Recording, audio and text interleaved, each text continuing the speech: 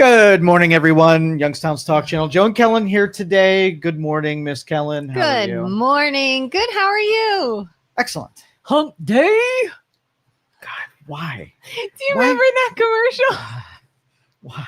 Joe hates any and all forms of cliche. Yes. Sayings. Yes. Holidays. Holidays. Anything that brings joy, really. That's not joy. That is faux joy. Faux joy. Faux joy. Who are you to say what is and is not joy? I am to the someone? arbiter of all things logical, so I shall roll it out. So if I say something brings me joy, you can say false. You do not feel joy. No. If you say that eating a Snickers bar brings you joy, I'm going to say a Snickers bar is terrible and there's not great utility in it. But can it still bring me joy? Well, I don't care if killing yourself brings you joy. That's more of a still joy. It's fine. If I tell you that I feel joy when I cut my arm off, you're not going to be like, well, you keep doing you. I'm going to say that's weird, but I mean, 100%. So once you know Snickers bars kills you, right? Robs you of your health and well-being and makes you feel terrible. That's a little odd. Go enjoy your torture. In the moment you feel good. Oh, okay. All right. And then you're like, what if the dopamine that's released when I saw off my own arm brings me in the short term, like tons of euphoric highs? That's my joy. Then would it be a fair and true statement to say at the moment you probably feel joy? Yeah. But it's not a good thing? Yeah. Human beings enjoy torturing themselves. They doing damage to their thing. And I think that's stupid. So it's odd how we spiraled from hump day. Good Lord. You did it. You brought it. And this is I had this conversation. My kid's in literature. He's taken some classes at MCCTC, and the technicals on literature really annoy me with how our language is and how composition is. But the philosophies of literature are like I am fascinated with. And so he's doing, plot device and construction of good storytelling and whatnot. Huh. One of the things they're studying are fallacies, right? You familiar with the list of fallacies in literature and in culture? Probably not. Okay. We'll talk a little bit about because it was interesting because I was going to make a jab there, but I won't. Yeah, don't do it. Don't do it. But anyway, he was talking about straw man and red herring and what's that called? When you when you attack the person, I can't think of the name. But anyway, so what we did was we turned on the television and we waited until one of the fallacies was used in place of logic. Oh, I bet that didn't take long. No, it was every freaking sentence. Yeah. Every sentence. Oh. So in debate class, when you hold your argument and you basically take on another person, the rules is that you don't resort to any fallacy arguments, right? You have to stick to pure logic in order to, see who's right, who's wrong, who has a better argument against. Mm-hmm. And I'm telling you, in the political climate, and the news climate, and social media climate, it's all fallacy. Every one of them is fallacy. And so like that, it was cool because, you say these things, but be able to give demonstration of why, how it's being used in conversations and why it's being used in conversations. And so there, when you do strict logical argumentation, you can never be wrong. 0 times you can be wrong. Okay. Because you're either going to arrive at unknowns or you're going to arrive at a truth, and there's no really in between. Right. Yeah. What's cool is like every time we read comments on here, I'm going to start telling you which fallacy is being demonstrated in front of us. So I will teach you the fallacy list just by having people engage with us here today. Oh yeah. There was a good one yesterday, which we sort of ignored and brushed over because it was so ridiculous, but maybe we should bring it up as a teaching point. So yesterday morning, you all may or may not have seen, we were talking about not idolizing people, right? That we tend to put celebrities or well-known people on this pedestal when really they're just people. They have faults, they mess up like all of us do. And as we were listing certain people, you had talked about Steve Jobs, that could be kind of controversial depending on how somebody feels about Steve Jobs, but you can't deny he's done some really incredible things. And I said, yeah, look at Martin Luther King Jr., known for some incredible things, incredible speeches, a failed human being. You know, it's been shown that he beat women and may have slept with multiple women, hookers, whatever. And because I said that, I was called a racist. And this person said I was a racist and what, I should go put on my MAGA hat or something like that. I don't know, which is interesting. So did we mention people of different races? Yep. Was what we said true, that all people are human and they have their faults regardless of doing good things as well? Yep. So where did that go off the rails into Crazyville? So that one isn't even an intellectual debate. Okay. That is just, I don't like that you said something, and let me look at the tools and weapons I have at my disposal, and I'll use one that usually works. And like, oh, the calling someone a racist thing. Oh, they're black, right? Yeah. And so you're not. And so I'm going to pick up the racist hammer. I'm going to bop you over the head with it. And that used to work because everybody else is like, right? Yeah. Now everybody's a racist and everything is racism. So that when you bop the hammer, they're like, oh yeah, that's everybody. Yeah, we're like, whatever. Yeah, keep scrolling. So what? And now it's really, I would just give, I'd give a recommendation to that person is if you got a really effective tool, especially socially, conversationally, don't use that same tool every time because you're going to waste its effectiveness the first couple times you use it, and it's never going to work the same way again. So you got to put it behind glass and reserve it for an instance that is real so that then people believe you and people give weight to it when you use that word. We used to have somebody, I would go through the office and I would teach a new concept that was, I've been dealing with this stuff for 20 plus years. And so I have a library of knowledge about technical things that maybe you only see once every 5 years. So people coming out of school now have never seen any of that, so they don't know it existed. And what was interesting is this was something, it literally only twice in my entire career that I ever saw this thing, this reason and this solution. And so I went to the office and I told everybody, well, if this happens, then it's for this back end reason. And here's what you do about it.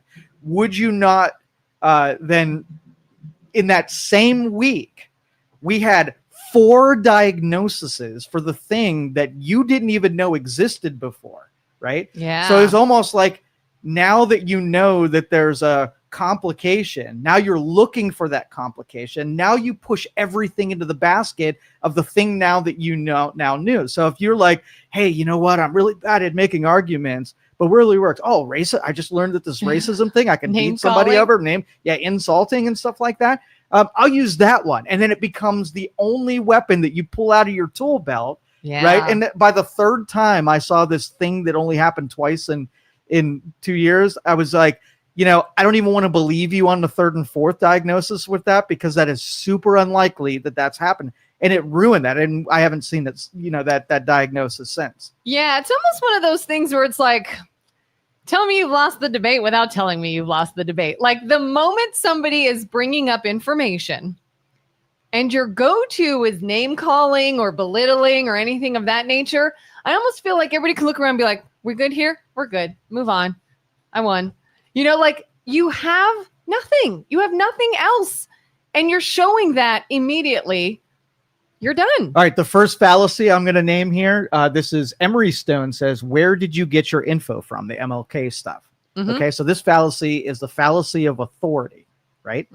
And so what this does is when there are arguments under the legitimacy of the information, right? So let's just say you were an expert at something. And so when you say something, you're coming from an expertise, the authority has to be recognized by both people in the argument. And so if I can't beat the data, I can either go after you personally, and I can basically say you're an idiot and don't know what you're talking about, and you've lied, cheated, and stealed in your life and ruin you personally, or I can go after your authority, that a lot of people disagree with you and whatever. So the fallacy of authority means that if you got it from Fox News, that the information is different than what you would get on CNN, or different than you get on a government research paper, or a university research paper, or a government findings request, right? So if that person says that MLK was an upstanding citizen, right? That's their argument, even if it's a passive aggressively presented, and you say different, right? Then you then have to defend yourself against their fallacy that all of your sourcing on what you know about MLK, and then it's this sort of like, it's almost like a court proceeding where you're going down the rabbit hole of proving the thing, then proving the source of the thing, then proving the personal of the thing. And by the time you get to the bottom of it, nobody's made smarter at all, right? Like in my head, I'm playing it out like, where'd you get your info? Well, you can go online, and I have seen police reports. Yes. From years and years of whatever year this was. You can find police reports of people pressing charges of a woman he hit and whatever. So obviously they're going to say, well, that could be fake. Well, that could be made up. Maybe it's not a real source. And we could go all day on that, to which I would have to just say, you know what? I didn't put it on the internet.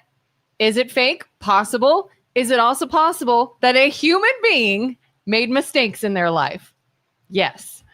And so what I wouldn't understand, what I would struggle to maybe ask them is, if all humans have faults and nobody is perfect, why the pushback when one person gets told, okay, they did something great and they had a couple faults?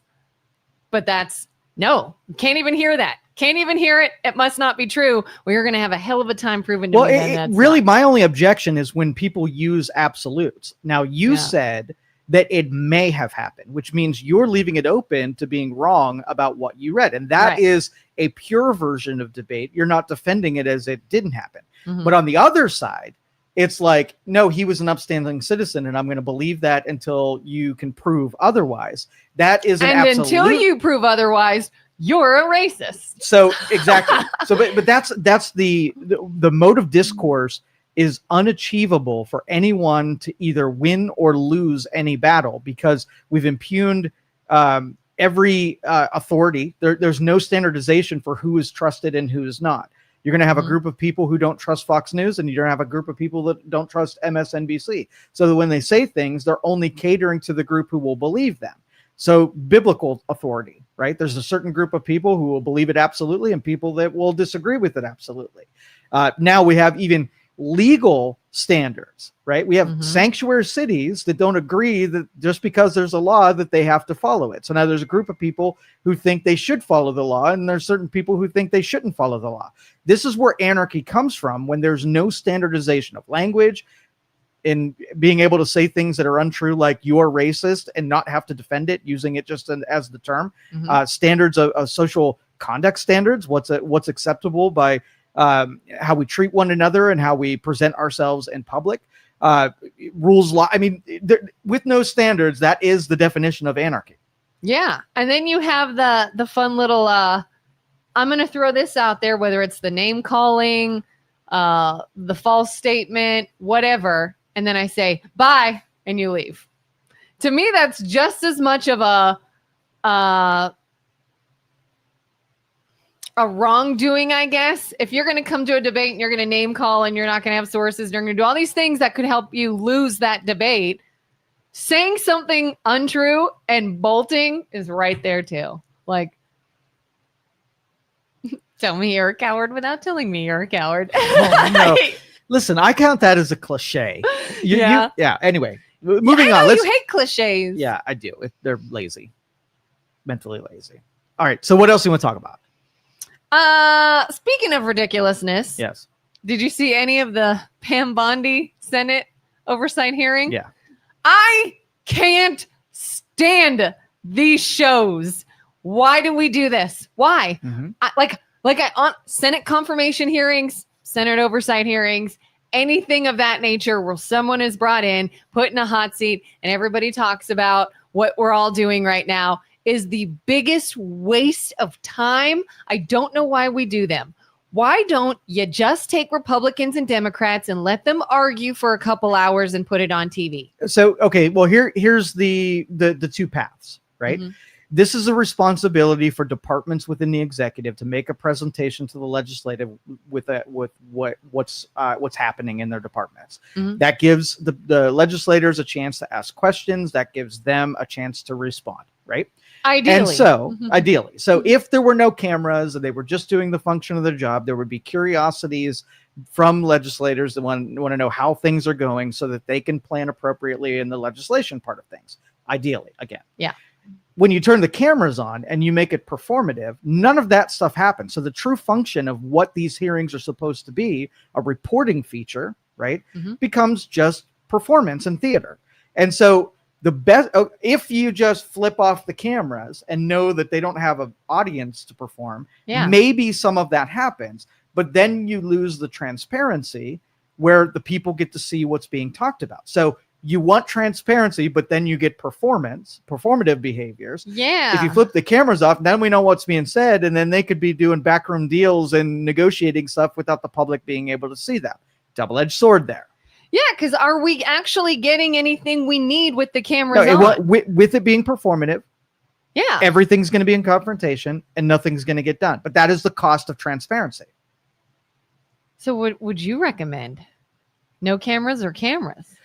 Well, I think you do both, right? You basically have to have a portion of what gets discussed without people watching and get the important things off the table where if there are true curiosities. So if the public doesn't want to see you and I getting along, and when everybody can see us, we've got to fight because we got to rise to the expectations of our constituencies. We go back behind closed doors and they can't see it. And I was like, hey, I was meaning to ask you, I can't do it out there because I'm going to get criticized for it, but how's the blah, blah, blah going?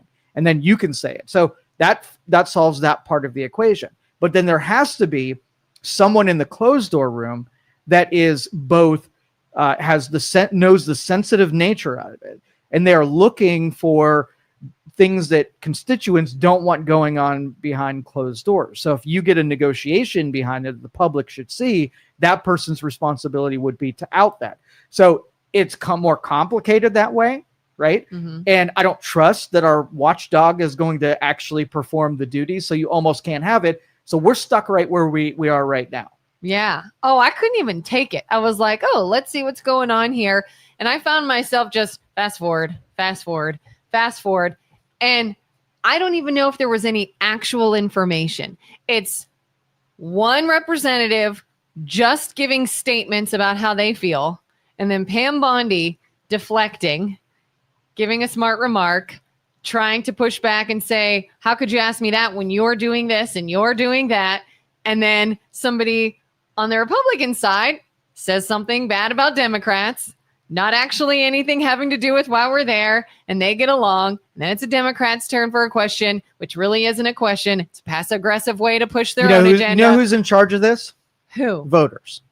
If the voters look at what your representative did, and when they had the stage to ask an important question, they wasted the opportunity. They get rid of them and say, hey, guys, we're not going to vote for any of you who just want to be famous rather than have good government. And then you vote them out, just like consumers. You basically vote for products and services based on your pocketbook. You either spend money with people who are doing it right, and you wash people out that are doing the job wrong. But it's the culture of voters of looking at politics as a sport rather than a utility and function that's important to our everyday life. We're flirting with this to the point, and it's ramping up to a certain point that we're not going to know what all of this stuff is supposed to be doing. So then we can't measure it and find out if someone's doing a good job or not. Yeah, it's a sport and reality TV. That's all it is. Yeah. So let's just say someone broke the rules and they get called into the Senate for a hearing where all of the representatives get to beat up on them and chastise them for breaking a rule and whatever. We think that's an actual function of law enforcement, someone who's going to lay it down and then, lay down the rules on them. But then they go through this hearing. It was exposed that you were a bad person. And we were like, wait a minute, they just got to walk out the door and there's going to be no repercussions for what they did. I'd like to be a part of this, in name only chastising and then no repercussions for it. Oh, yeah. It's a joke. Anything they do, and when I say they, I mean everybody in the government, anything you do, even if it's called out on, is still eventually swept under the rug. It's eventually just pushed aside. If somebody says somebody did one thing, then they could say, well, and then you did this. And then they all say, oh, okay, truce. Like, it's just, it all feels so pointless. Yeah, it is. It is. It is. Julie says name calling and personal attacks are a dead end for me. Mm-hmm. And what about name calling like Nazi for Trump and fascist and what, those name callings too, or not? Yeah. How do you feel about Stephen Miller's statement that Trump has plenary authority over the military? Does it raise an eyebrow? It depends how far you let this go.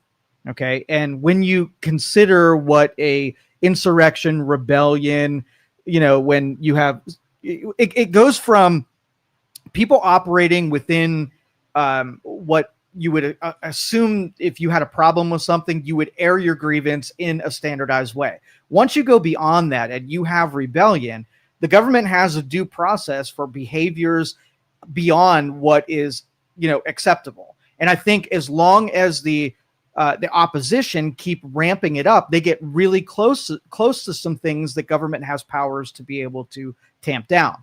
And yes, it raises an eyebrow, but it also raises an eyebrow how any city would tolerate going from grievance to true, if you're there are very, like, you lose your life if you go to a certain level of conspiracy against the government, right? Mm-hmm. And we've never really gotten to that far because, think historically how many people have lost their life because they worked against the federal government. It was not just grievances, not just voicing your displeasure and writing your congressman and having them on board to do it the due process way. If you're not happy with the due process way, you take it upon yourself to work against the government, and now you have conspiracy. Now you have huge punishments. So if the military needs to be used to tamp that down and show the public that it's not acceptable to ramp it up beyond what's, the acceptable standard, then yes. But I would argue that I don't want us to be in this position because I want law enforcement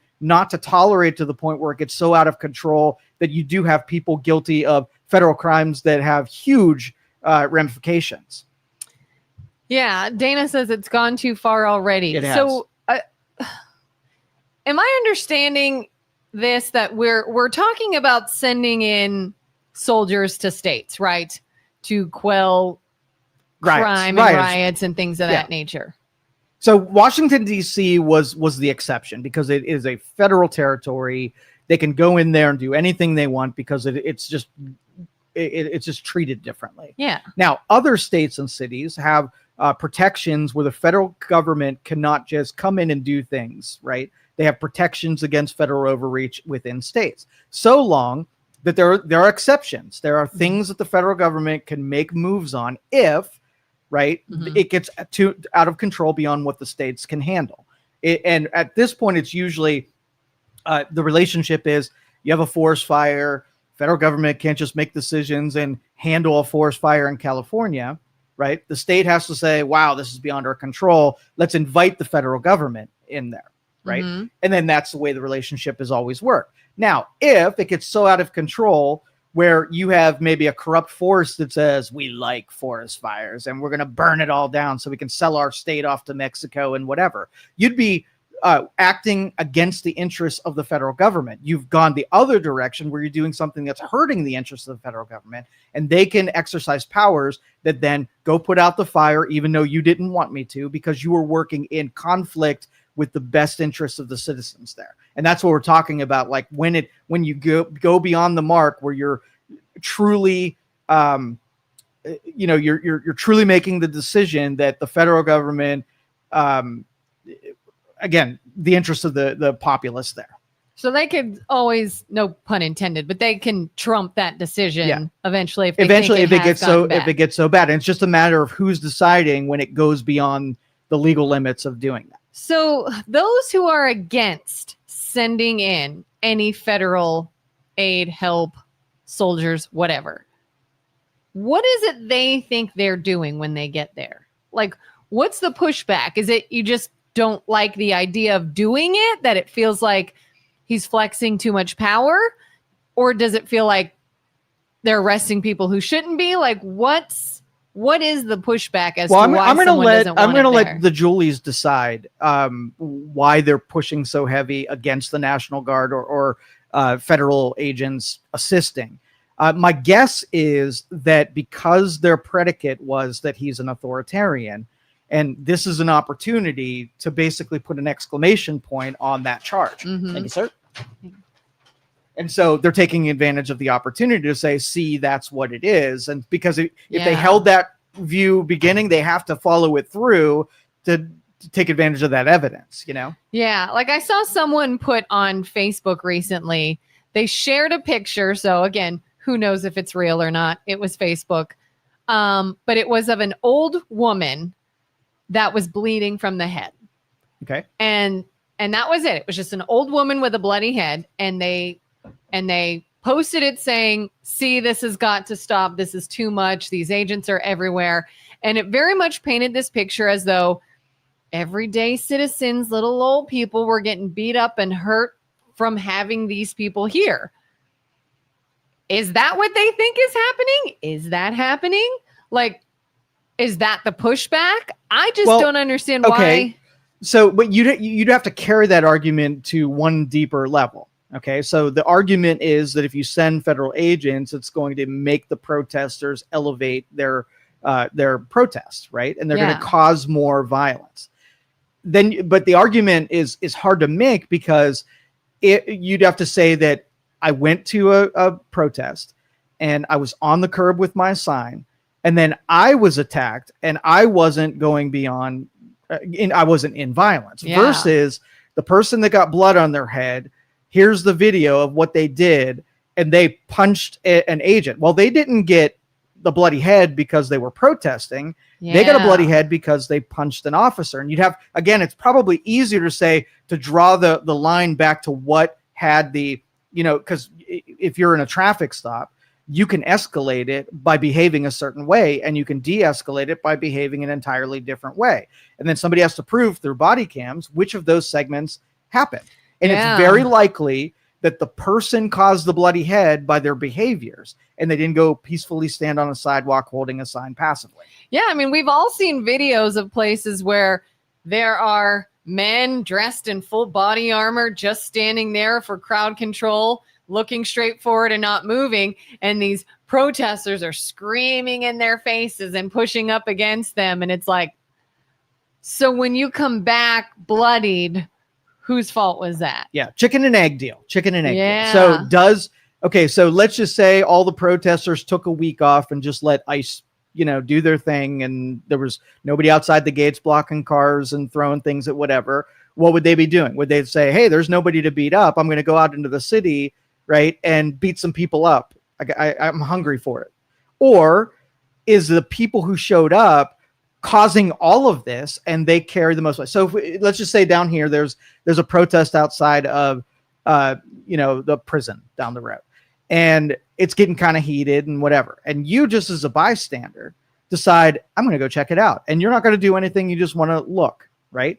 And let's just say you get hit with a brick. Now, did you get hit with a brick because of the prison or the protesters? The protesters. Okay, because without the protesters, there wouldn't have been a throwing brick. And then, you have the choice to not be there. And then what are the chances of you getting hit by a brick with you not going down there?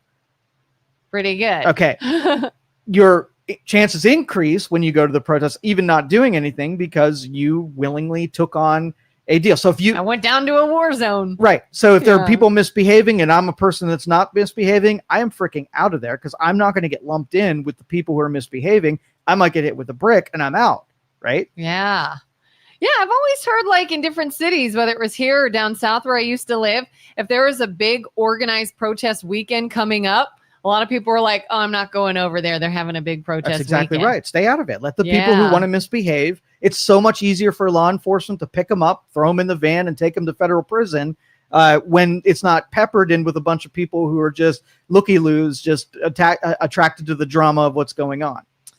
Yeah. Janet says it's overreach. How is it overreach? Do you believe that they are there unnecessarily, that there is not a problem? But that's because you said so. Overreach would be, there's due process for overreach. Since we're in a due process deal, whenever somebody does overreach, they find it out and they stop it from happening. So if you think there's overreach, follow due process and put an end to it. If it's just I said it and somehow I think I carry the authority of me being right and you being wrong, just because I say it doesn't mean shit. I've got to prove that that what I said has truth behind it. Yeah. But rhetoric means that you can say a thing almost like racist. You can say overreach. And since everybody has a sensitivity to government overreaching, all you and I want is say, okay, cool, this is overreach. Give me the overreach. What is the overreach? If it's your opinion, it's not really overreach. Yeah, that's the thing is tell me why you believe it's an overreach. Right. Jerry says the pushback is Trumpism. If someone came up to you and said they will put security at your street for free and not cost you more, why would anyone ever say no? Levies have been passed where it would cost you money for more police protection, but in this case, they are turning free protection away. It's a personal political stance. And I kind of agree with that because, I mean, look at like things people asked to do in school systems. I was just talking to a friend down south yesterday who was telling me their school looks like a prison now. They said you have to walk through metal detectors to get in. There's a plexiglass casing over the office window. You say who you are and why you're there. Everything is done with security. And there's a lot of people that want that say we should have police officers in our schools to protect our children. You live in a neighborhood, right? Mm-hmm. And let's just say there were 3 burglaries on your street. And would you, as a person that lived there, want there to be more burglaries, the same number of burglaries, or less? Less. All right. So let's just say the police said, hey, this area is getting hit. We're going to send 10 police officers and they're just going to stand guard in the street on your neighborhood. When you look out there, are you saying, wow, thank God they're taking it serious and want to make sure burglaries don't happen? Or you're like, look at this overreach. How dare they? I want them there. We live on a busy road and I love it when there is a cop that sits right there and watches all the speeders. And I hate it when he's gone because I know people are going to change their behavior if they see law enforcement close by. That's why I don't get the pushback. But it's honestly though that if you, let's just say you have a mistrust in law enforcement, you've had bad run-ins with them, they've done ill to you at a certain point. Mm-hmm. Now you've got those same 10 officers on your street, and now you're suspicious that while they're there, they're going to start writing people tickets for breaking the law. Yeah, right? Are you looking for something? So the suspicion that there's law enforcement who you don't trust, now you need to start looking and observing to make sure that they are actually doing the thing that is the reason why they are there. Yeah. And until if you said, hey, those 10 people were there and they gave away 10 citations for people breaking the rule, this is overreach. They're taking advantage of me letting them stay, which are not allowed to be on my street and set up shop there. I know for a short period of time they're there to stop the burglaries from happening, but they took advantage of it and they overreached by their true intention. Maybe there's been no burglary now for a year and I got arrested walking down the street. They shouldn't have been there anyway, and bad things happen but you got to state that claim. And then when you state that claim, you go to the police department and say they're overstaying their welcome here. Now they're going beyond it, that they're taking advantage of it. Get them out of here. You have to make that part of the argument. Right. It's not just okay to say it's possible that they go too far. You have to find evidence that they had gone too far. Holly said something up top. If we go, Holly says, I have been to a protest as a photographer in college, a protest I had no skin in the game on. It was PETA. The cops literally slammed me into the wall as I was in the public sidewalk taking pictures, not in the way, not disobeying any order. The protesters were just holding signs on the sidewalk, no violence. I don't agree with PETA, but the police response was violent and not appropriate. Have any of you been to a protest? Not a violent one. I've been to rallies but none of them violent. So I think the nature, PETA carries with it that, if I'm law enforcement and PETA shows up, They are notorious troublemakers, right? And they do certain things that whatever. So your name, like if I brought somebody that was in the mafia to a business agreement, they might not do anything mafia, but I brought the name with me, and you are going to protect yourself against it by association, right? Yeah. And so, like, I would not be covering, right, a PETA thing, knowing that I might get hit by that brick. Again, like, do I think cops should go too far? No. Follow due process. If someone behaved badly, take it to their supervisors and train them how to deal with people that are loud and have signs that have things that you don't like seeing. Yeah, Holly, just out of curiosity, just to wonder how they would handle it, did you by chance go to that department or anything and show them either your wounds or tell them what happened? And if so, how did they handle it? I'd be curious to hear.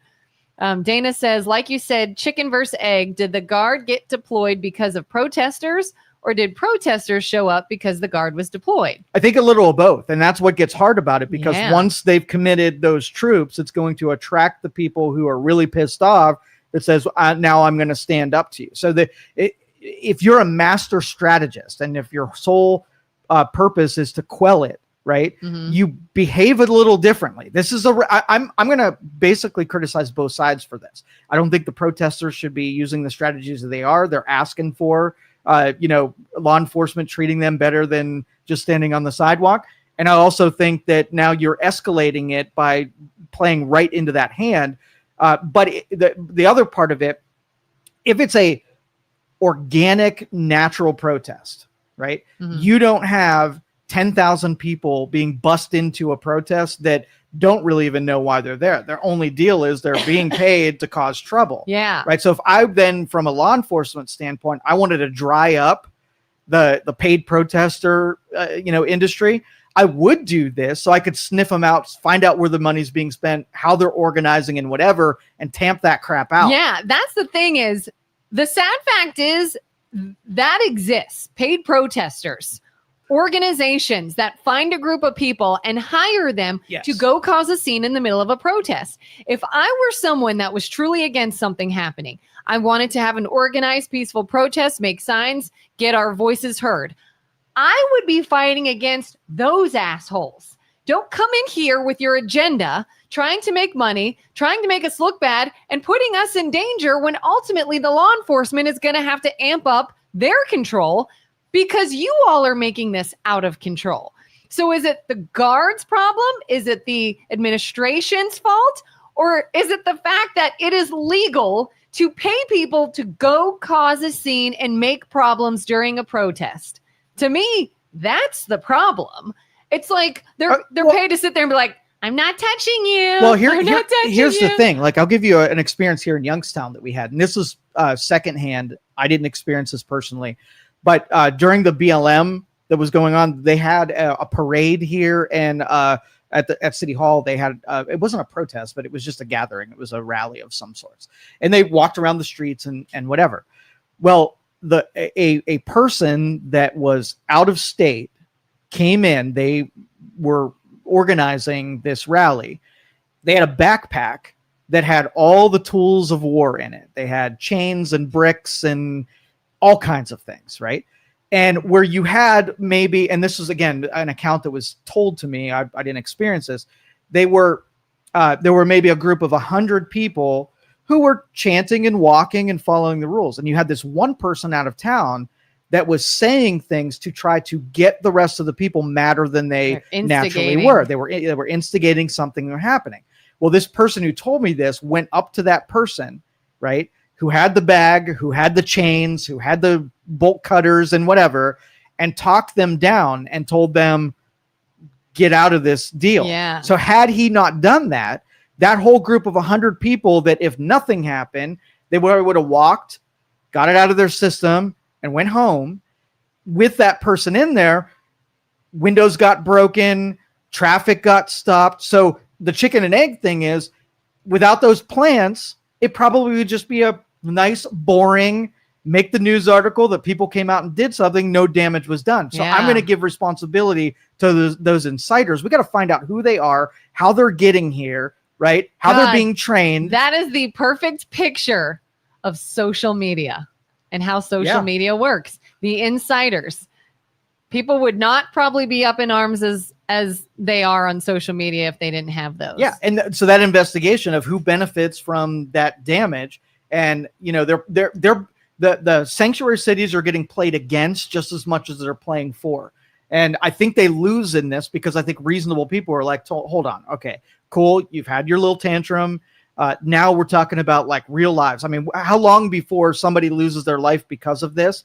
And then it really gets serious. A couple bruises, somebody getting peppered with paintballs, somebody getting mad and whatever. That's where we're at right now. Somebody getting arrested or whatever. But when we start having loss of life or we have violence that goes beyond that, that's where the federal government's saying, we got to stop this before it gets to that point. Because all it's going to take is one bad actor put themselves in that crowd, really cause some damage that is not going to help either cause. Yeah. Julie says state governors have to ask for federal intervention per law. The opposite is happening. Therefore, Trump is breaking the law.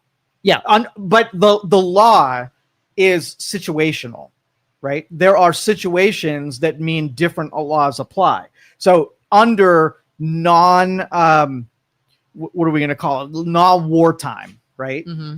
You follow certain standards. So you have laws that are meant to hem in the federal government and what they're allowed to do. When it escalates and you have wartime, okay, it's just about arguing yourself. Is it wartime? Okay, so check boxes. Is this happening? Is this happening? Is this happening? And then saying, well, we don't have an invading army, right? But can we count fentanyl or gang members or terrorist groups? Could that be considered a warring nation? Because as soon as you deem them an organization that is an enemy and they are doing things on your soil, like throwing things, lighting stuff on fire, or whatever, now the rules shift onto more wartime footing against the people who are committing war within your own country. Even if it's your foreign and domestic is in those documents for a reason. And it doesn't have to be China that comes in and invades. It could be a domestic version of that, and the government can, respond accordingly. There are some people I know that are concerned about declaring martial law. Yes. Do you think we are headed for that? Do you think that this is what they're working towards, or is that a reach? You might have martial law declared short term in a very small segment. And the people who have accused Trump of being authoritarian are saying that martial law allows Trump to do a whole lot of things that he couldn't otherwise do. So I can see where that accusation would happen, but it would have to be extremely serious. And I'd have to have some evidence that we're heading in that direction. We're not making it any more likely by doing what we're doing. This is just something that's going to be easily quelled by the National Guard taking it serious for about 6 hours. You remember when Dick Cheney and Bush were going into Iraq, right? Mm-hmm. You remember when the bombings happened with Iran's nuclear facilities. Mm-hmm. These pinpointed, you overwhelm them with a response that extinguishes it. Versus, I throw a grenade at you, and then a week later you throw a grenade at me, and it's not enough to have a big response for. So we just do these little proportional responses, and then those wars last forever. But if, let's just say I said, okay, well, Illinois doesn't want us there, but Chicago's a war zone. We're going to take a 6-hour period. We're going to do overwhelming force. We're going to quell it, put up big barricades, and now it's done. And then we recuse ourselves, and then everything goes back to normal. That's more of a dose of martial law that I think we're going to get. So the law that states he can't intervene unless the governors ask, that can actually be overlooked if the president deems it a dangerous enough situation. Well, no, not just the president. You have to have the legislature also be. This is a full body deal. It's going to go through all the prisms of the legislature, the judiciary, and the executive. They can't declare it on their own. And I think there are things that the executive branch can do short term, right? Mm-hmm. And if there's a state of almost like if you have a recess appointments are reserved that if something happens and the executive needs to respond and Congress is out of session, they can make a short-term appointment that gets them by until Congress can come back and make the legitimate appointment. So you get into these new territories where you can see the foundation. If the government shut down and the legislature is not even meeting, you can see why all of these people are concerned, because now the president can take liberties because he's like, all right, I got to go to Congress, but they're closed, right? So now I can do some stuff that I couldn't otherwise do until they come back into session. You see what I mean? Yeah. Chicken says, I can honestly say I would not like armed guards in my neighborhood. If my neighborhood warranted armed guards, I would leave because that's not the environment I want to be in. But there is a situation that you wouldn't mind it. And that's why if you escalate it and say, okay, let's just say there's an active shooter in your neighborhood, would you want armed guards in your neighborhood? You would say, absolutely. That's a proportional response to what we're experiencing. Now, if it's car burglaries, you don't want people coming with M16s, right? Or heavy weaponry for a burglary. That seems out of proportion for what you're trying to quell. Police presence, absolutely. Camera setup, absolutely. Yeah, it's interesting. It's just these two mindsets of, oh, I'm going to leave because I don't like that these armed guards are here. Whereas I would leave because, holy shit, it's so bad that armed guards are here. Like that means there's so much crime, I better leave. Yeah. And especially even if it's like an optics thing where if there were bad elements of gangs in your neighborhood and police were having trouble to get rid of them, and they roll tanks down in your street to show how serious they are about ending the gang violence. Well, both the citizens are going to feel uneasy about that, but also the gangs are going to feel obviously uneasy about that. And if they need the optics, the pressures of the strength of the government to quell that psychologically, that's a strategy. Yeah, I mean, Julie says, again, why only blue cities? Well, an honest question. I'm not trying to insinuate anything. Is it the blue cities that have all the violence? Or are they going into only blue cities, even ones that are not violent? So the argument from Gavin Newsom and Pritzker was that Texas, who were not sending National Guard troop in, have high crime rates, right? So why aren't we like, okay, so think about urban dense population centers. You have your problem that is concentrated in a specific area that's doing a specific thing. So if I have a weapon that goes against quelling, groups of 1,000 people versus Texas where they have a high crime rate, but it's spread out over the course of huge counties and huge areas. So the weapon that you would use to quell violence in large swaths of things isn't to take an army of National Guard people and quell that violence. It's handled a little bit differently. So there's some parallels there, but I wouldn't use the same kind of response for dense urban populations versus spread out counties. So when people say, "Oh, it's only blue," it's not a red versus blue thing. It makes sense because of the urban. It's still layout. a reasonable question. Are blue cities being targeted only? And if you had a red city that, I don't think red cities like that even exist, but it's still a fair argument to say, let's make sure that this isn't political persecution and we're only doing this in blue cities. Which is why my question is, if there are no red cities, are there red cities that are as dense urban layout like the ones that happen to be blue that have the guard in them? And if the answer is, well, no, the red's kind of just a different. Well, just take a snapshot. Take the area that if the guard went there, what would they do? They would go to the areas that have these groupings of people that were antagonizing ICE officers. Cool. Take that picture, what that looks like, and let someone say, yeah, that's too dangerous for just regular uniformed police officers to handle. They need some help. And go to the area that you'd want to send National Guard troops in, like in Austin, Texas. I'm not saying a problem's happened here, but using as an example. Take that picture. Okay, there's an ICE facility. There's nobody there. There may be two people that are protesting. Law enforcement can handle that. The current law enforcement can handle what's there. You might have, in this area of town, you had a carjacking and you had a stabbing over here. Well, sending a mass group of law enforcement for an area that uniformed police can absolutely handle, not a good response. So, but you can make that case, not just blue state, it seems rhetorical. Yeah. I mean, a lot of people, Janet too, Trump is targeting Democratic cities. And again, is he, or do they just happen to be the cities that need the help? I don't know. Something to look at. Carrie says, maybe you are too young to remember Kent State shooting. National Guard killed students unarmed across a field. Multiple deaths. We're one bullet away from that. Are you okay with citizens killing citizens that are protected under our Constitution? Well, they are not protected under the Constitution. Once you break off the sidewalk, stop listening to the commands of law enforcement, doing violence to law enforcement, throwing things at law enforcement, they're no longer in protected deal. And law enforcement should immediately take you out of the equation and put you somewhere.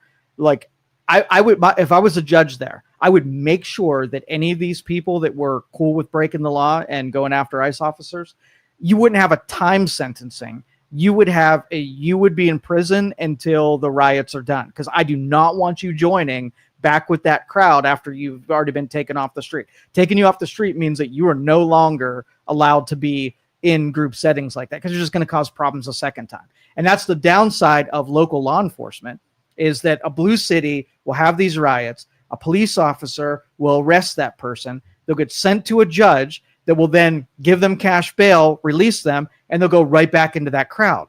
Yeah. A federal officer will arrest them, and they will go to a federal judge in a federal prison that is not captured by politics and not just super eager to let these people go back on the street. They'll hold and contain them a little bit longer. So even if we had to do an end around the local police just to get to the federal level, that's a strategy in its own self. Yeah, I mean, if you drove recklessly, you lose your ability to drive.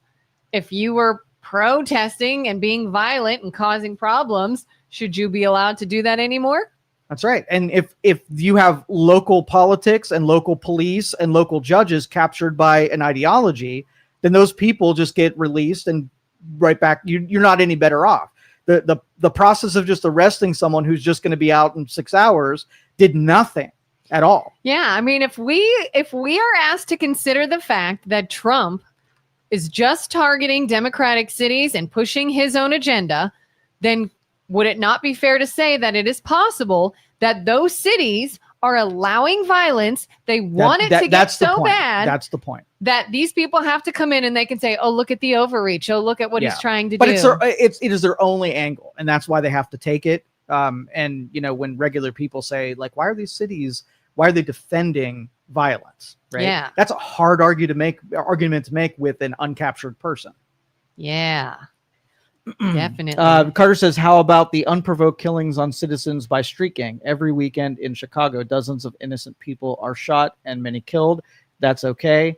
And I think the tolerance and what police departments, I mean, that I was just reading a ton of legal strategies and cases that you and I would agree that person did something that was so heinous that they should be on bars. And I can't believe that they're no longer in bars. So if your legal system's broken to the point where it's not serving the purpose of keeping you and I safe from people who like to commit crimes, right? Yeah. I have a mistrust with whatever caused that. I don't know what caused it, but I don't trust as soon as I hear the defense of, oh, yes, they killed someone, but they're a victim of the establishment. Exactly. And all these rules were stacked against them. Dangerous game to play. Ugh.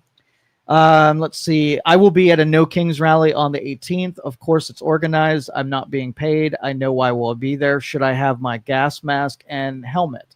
No, if it stays peaceful. They had No Kings rallies all over the place. Do you notice what didn't happen?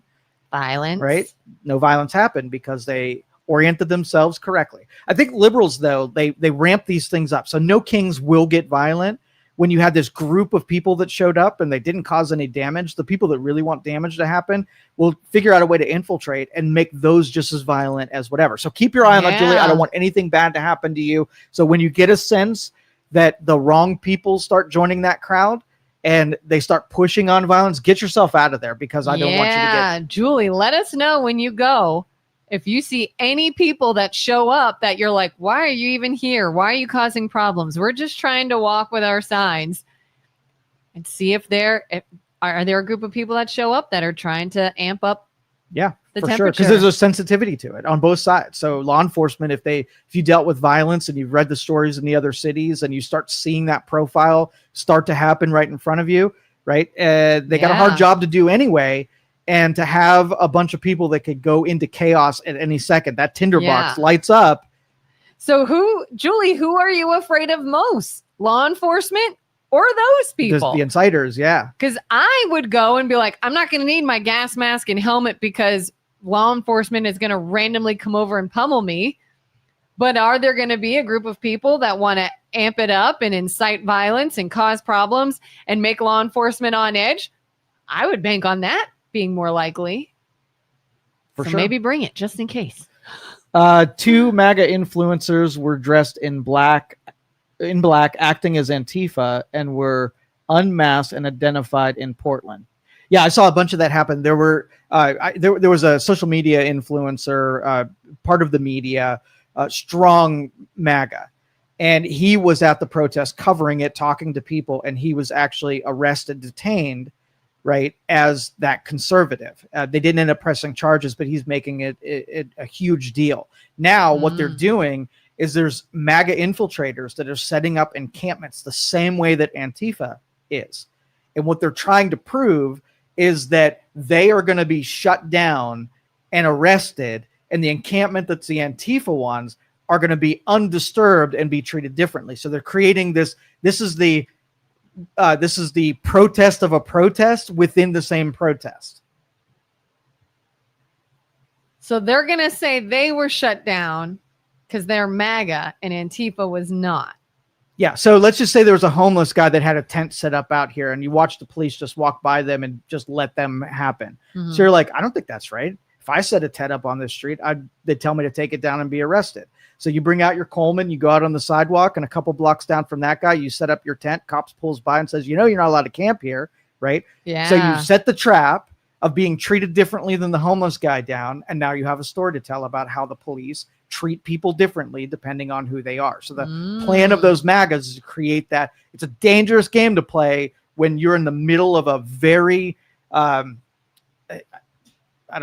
dangerous type of protest to pull that kind of a political stunt. Yeah. I wouldn't do it, but I see what they're doing. Interesting.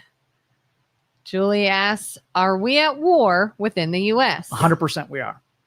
100%. Who versus who? Antifa, for one. Okay, so if you take people who follow the law is in the American side, right? Mm-hmm. People who are pushing on the status quo of laws and break laws, those are your lawbreakers, those are your anarchists, those are who we're terrorists. Yes, lawlessness is who we're at war with. So if I'm a drug dealer, right? Yeah. And I want to figure out whether I'm not on the they're at war with me side or not, I'm going to say, okay, are they at war with me, or they do war with the actions that I'm currently participating in?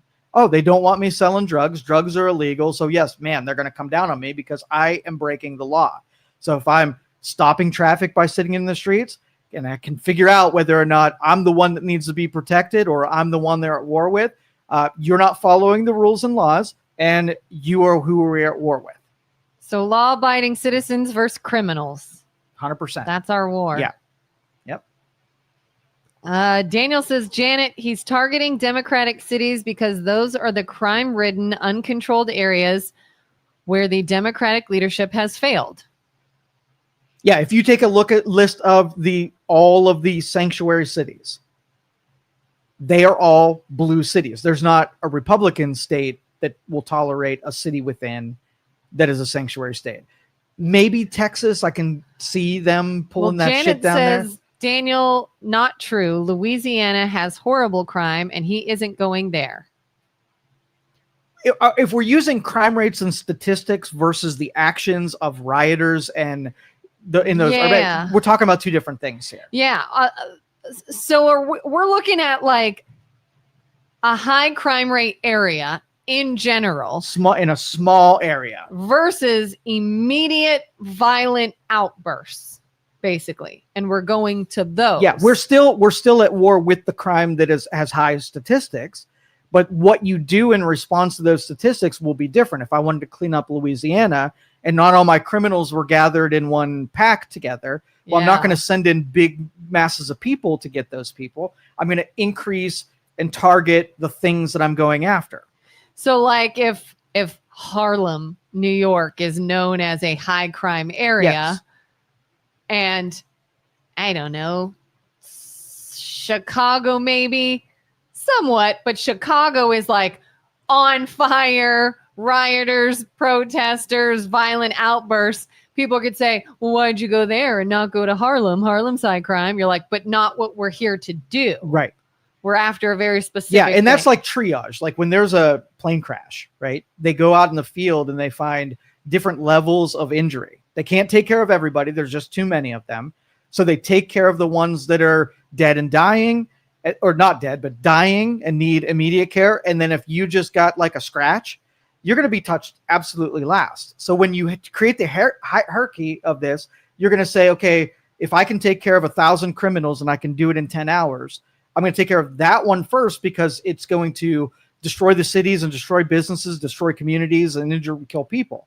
Versus when it's spread out over, 100 miles, like maybe instead of sending troops there, I lend in National Guard organization, like command centers, or giving them holding, because if they're not able to get to all the criminals just because they're understaffed, we're going to lend staffing to you rather than hit the brunt of it and then hand it back to you. So two different things we're talking about. Mm-hmm. Daniel says, not every single one, but the majority of the most crime-filled areas are Dem. LA, New York, Chicago. It's just scale. They're big cities. They have population densities, and they just happen to be blue when you have large population densities. It's a correlation is all it is. Yeah. Like my thing would be like for a second, consider, does something actually make sense? Like we all want to jump to this super quick emotional appeal of someone's just trying to stick it to someone else. And I'm not saying that's never the case. I'm sure that happens. But could there also be a logical explanation as to why?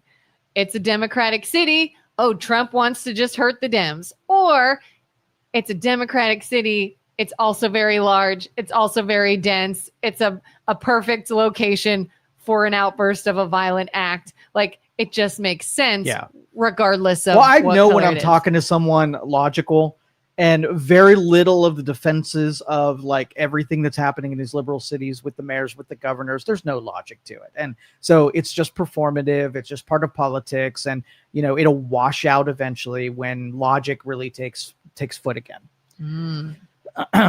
Julie says the mayor of Portland claims anarchy is limited to one block of Portland. This is war. The NG is not in the worst parts of Chicago. Baton Rouge is a 50% higher crime rate than Chicago. Why not there? Hint Mike Johnson state. If tomorrow they said this worked out really well, we're helping these states by helping them clean up crime. We're going to get rid of the the riots and the protests first, but then since we got this modeled out, we're heading to Baton Rouge. I would totally say good idea. Yeah. And again, what is it they think they're doing? If they're only going there because it's the state of someone Trump doesn't like. It's not a punishment. It makes the state better. What does going there accomplish that helps them and hurts the state? Complete that circuit and find out going there and enforcing the law somehow hurts the blue cities that are. What's Trump's motivation? I'm going to send law enforcement. Because this feels like the crime. only response is going to be a conspiracy theory of some kind that hasn't happened. Because they're going to say he's taking away these people's freedom of speech. He doesn't like what they're saying. And that's cool if that's what you say. Okay. And then I would say, okay, well, show me some evidence of someone who wasn't violent, that their freedom of speech was taken away. Yeah. And then it's going to go slippery slope. We're like, well, no, this is just the start. And then they're going to be in every neighborhood silencing everybody. I'm like, going a little too far. Yeah. I mean, there's places in Europe that you will literally be arrested for what you put on social media because you're not allowed to. You can't say that. And if that happened here, I'd be like, holy crap. They're silencing people because they don't want them to say things again. But like, you're going into a violent area. And when I say violent, I mean by everyone's terms. Julie would say it's violent, high crime, a lot of things going on.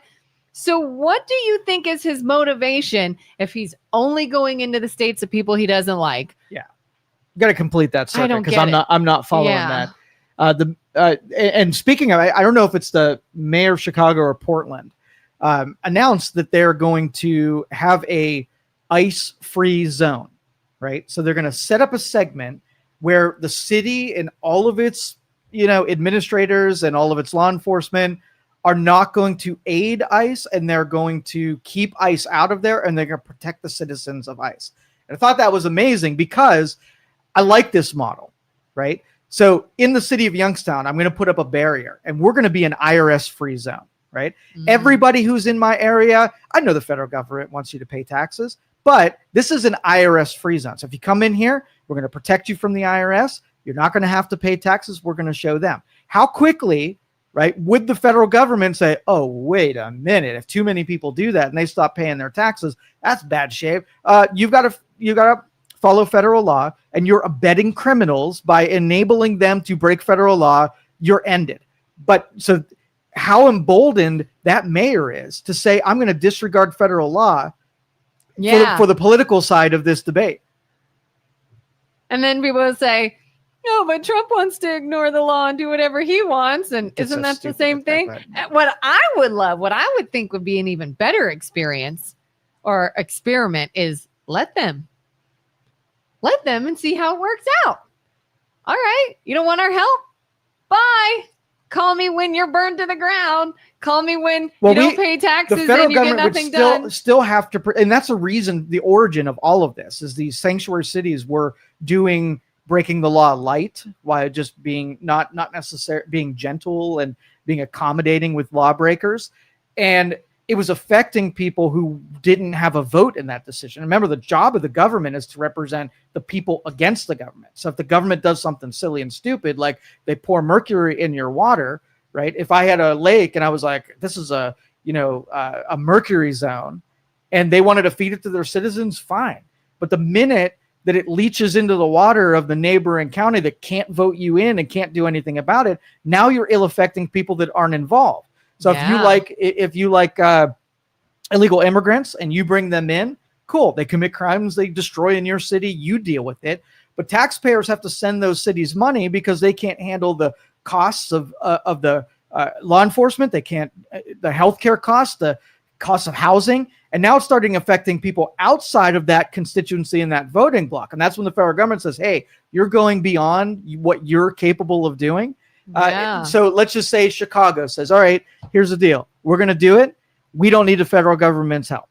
So the federal government says, we're not sending you any money. They build a nice big wall around Chicago so that all the problems stay contained within there. And now we disconnect completely from Chicago. What they do in their city is not any of our business. We're not giving them any help. They're not hurting us in any other way.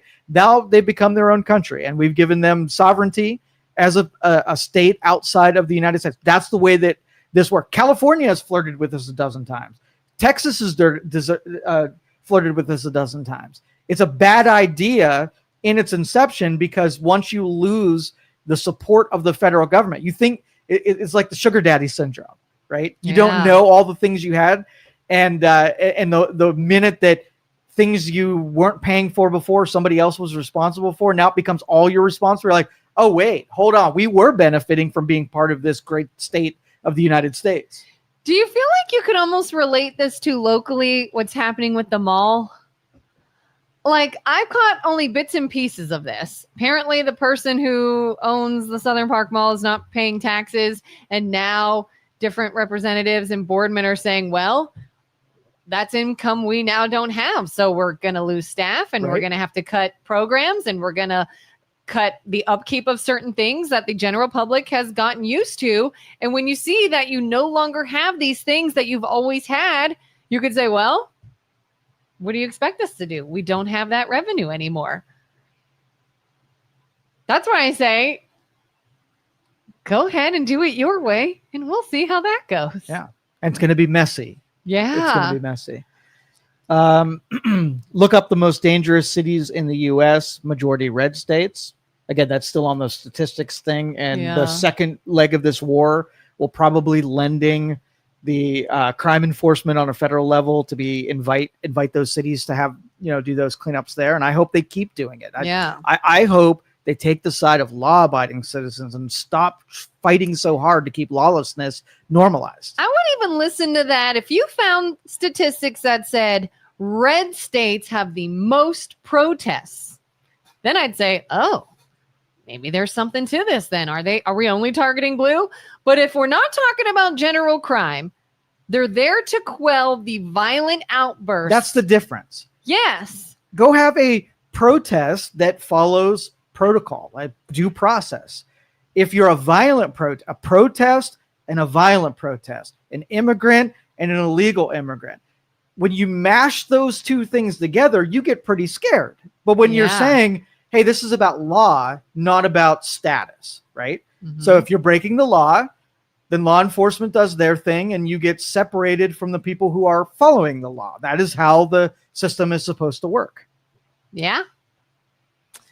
Chicken says, I also lived in a blue city in North Carolina and a blue city in Tennessee. All right, Julie, you are answering the question and saying it's only blue cities, but why would red cities not get the free help if red party is in control? To the victor goes the spoil. So if it were reversed, and let's just say that they were like, let's go help our red cities out. Now the Democrats would be like, they're giving preference to the Republicans for offering free law enforcement. What about us? Let's go ahead and quell all the crime in the red states and let the blue states burn themselves to the ground. You can see it and hear exactly that's what they would say, for sure. Yes. That's a good point. Your thoughts on Stephen Miller? He's a bulldog, and he's part of an administration that, punches hard and doesn't hold back, doesn't say popular things, doesn't bring you into the fray. He's a fighter and going to continue on, and he's going to create more fighters on the other side. So I hope the Republicans are, I don't think they'll do it as well because the dude is wicked smart. The guy is really good at what he does. Wicked smart. And so, the Democrats are going to make another. And so I hope the Republicans are ready to face down someone who is not as, not as honorable as what you expect from a politician. So Daniel says, Charlie Kirk killed, mass gatherings to mourn, no violence. Yeah. We have had 2 No Kings rallies where I am, and both were super successful and peaceful. They chose a great spot to not block traffic and were respectful of the community, cleaned up their mess too. It's beautiful. Good. Yeah. Beautiful thing. So that's the whole part. Again, tell your friends that we are just against the violence and crime, not the expression and the protest. Yeah. Chicken says, I agree. It's only a correlation. It's not blue versus red. It's criminals versus law abiding. Yeah. And remember, all of this is in response to ICE and kicking people out of the country. And so if the ICE goes to a place that is a sanctuary city, it means it has a lot of people who need kicked out of the country. So ICE is not going to go to Louisiana, where Louisiana doesn't protect the criminals. So you just got to play this out logically to know why they picked those areas. Yeah. The one you're floating doesn't make sense. Not everything is just a power play to push their agenda. Some, sure. Yeah. But not everything is. Right.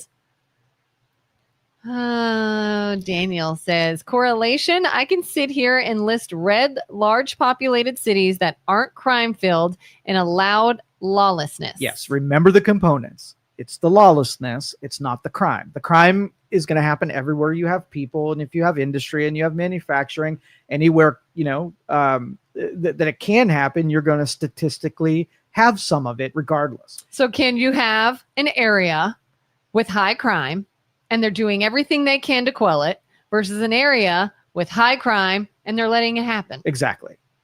And if you, let's just say Texas said, what guesses do you want to take as to what fuels the crime in Texas? What fuels crime in Texas? Yes. I don't know. What fuels crime in Texas? Well, close proximity to the border of a Mexico that is sanctuary to drug lords and crime. So if you're close to it, it leaks into your state. So if I wanted to quell Texas, if I wanted to like National Guard Texas, what would I do? I would secure the border and let them mop up the decades worth of border leaks. And then maybe you see, we send the National Guard and arrest people in Portland, brings crime down X. We close off the border in Texas and you reduce crime by X. And you're like, oh, two different strategies, had the same deal. People serious about reducing crime in cities, but we took two different scalpels, two different weapons to both one of those theaters.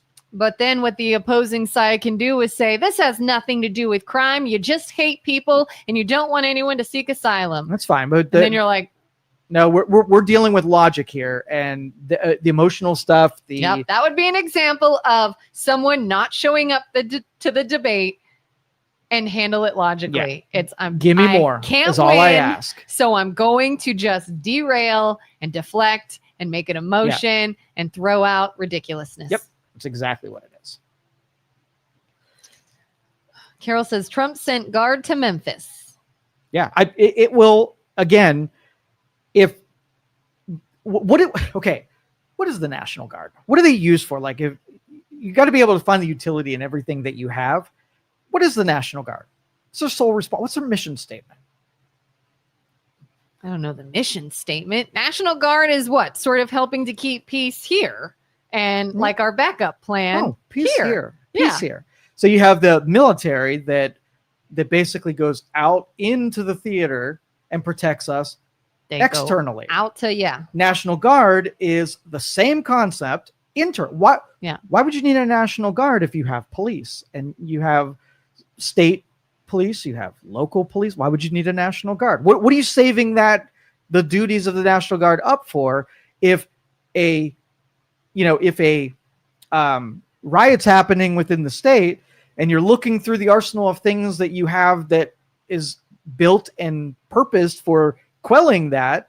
Why would you not use that? Why are we using National Guards of other states and not just sending state National Guards to defend their own state? That's kind of a little bit different because you have state. So basically you have the National Guard that have sort of like barracks. I'm going to call them barracks, but they're probably called something better than that are spread out to give you coverage within the states. And are they federally? Is the National Guard federally controlled or is it state controlled? And do states have their own version of the National Guard? I don't know that answer. Do you know that answer? When you say the National Guard, is it a federal institution? I guess I always assumed it was federal, but I guess I can't say I know. Okay, I don't either. Somebody tell us, is there a state National Guard or is it all federal? I'm almost certain that National Guard within the states are controlled by the governors of those states. Anyway, that's going to be my research project for later today, understanding how the National Guard even freaking works. Yeah. By my understanding that if internal conflicts are happening and you need military-like law enforcement to let the local law enforcement catch up, that's what they're used for. And this is the perfect use for that. And more in like Memphis, giving police expansions and more resources and more equipment to handle their own stuff. You'd have to make the argument that they're just not situated to handle the level of crime before you bring in the bigger guns. So I keep thinking back to, and I will state, this is me thinking out loud. So this may or may not make sense. Okay. Because I'm saying it before I think about it. Okay. Down south, I was living in a military town. And in that town, you had law enforcement, police officers with the city. And then you also had military police, MPs. The military police were walking around. We had this area that was known as, like, some people called it downtown, some people called it uptown. Who knows what it was, but it was a area of bars, restaurants, music venues, whatever, where a bunch of people go out and they drink and they have fun. And you saw police officers, but you saw MPs walking around that dealt with soldiers that may or may not be causing problems or involved in anything. Could you not say, here's an example that we see on a regular basis of an enforcement organization there for a specific cause, even though we have other law enforcement? Well, there's sort of like law enforcement science behind the scenes that deal with like just statistical phenomenon that's guaranteed. So if you go to a wedding, right, are you required to have a police officer hired to be at a wedding?